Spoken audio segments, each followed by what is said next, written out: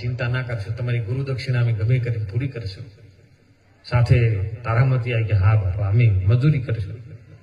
સાહેબ રોહિત આવ્યો હંગે અને 3 જણા કાશીના ચોકમાં હાલનો ત્યાં પણ સાહેબ ચોકમાં ઉભા રહ્યા છે.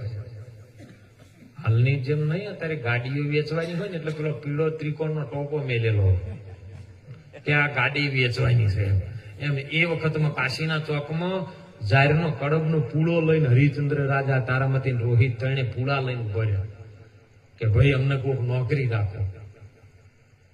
કોઈ દિવસે તે દિવસે રૂપિયા વાળા કોઈ હાથમાં જ નતા આવેલો. રજવાડા વાળા લેવા ખરીદવા તૈયાર નહીં.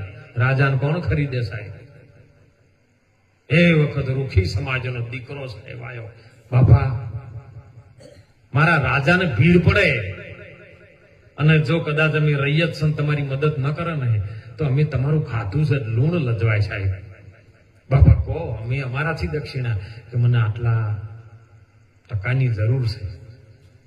રૂખીના દીકરા સાહેબ આલ્યા. હરિચંદ્ર બોલ્યો બોરે હું લઉં ખરો પણ મારો ક્ષત્રિયનો ધર્મ છે. તારા રૂખીનું મને ખપે. હું ગમે એ કરું તારું હાલ લઉં મારા ગુરુ દક્ષિણા આપું પણ હું સમય આવે તારી મજૂરી કરું અને તો જ લઉં ને કે દક્ષિણા તારી ના લઉં. તો કે તમારે મારા પાસે તો કોમ એવું છે ને શમશાન ઘાટમાં મર્દ બાળવાના છે. આર્યું કોમ છે બોલો રહેવું છે બોલો. રાજા સિંહાસન ઉપર એક સમય ઉપર કરોડો રૂપિયા તમારી પાસે જ હોય હું તો કહું અને એક પલમાં તમારું કોઈક લઈ રહે તો બોલો તમારા ચહેરા ઉપર ચમ થાય? એ તો અમે કહે બધું લઈ લીધું અમે આચાર્ય બની ગયા ને પણ કોઈક આમ ગીજામથી 10ની નોટ આખા પાછી થઈ જાય ને તો આમ લીટા ઉપર હોય છે. છોડવું કાઠું છે સાહેબ. એનો ચલો શમશાન ભૂમિમાં બેઠો ને તો આનંદ થઈ. સમય બની ગયો, સમય કાળ બન્યો એવું થયું. રોહિતને સર્પદંશ થયો છે. કોઈ લેવા માટે ગામનો નાગરિક કોઈ તૈયાર નહીં. સમય સ્વજ સંધ્યા સમય થયો. દીકરાને ઉપાડી અને શમશાનમાં જઈ છે. એક જ વસ્ત્ર જેના અંગ ઉપર હતું.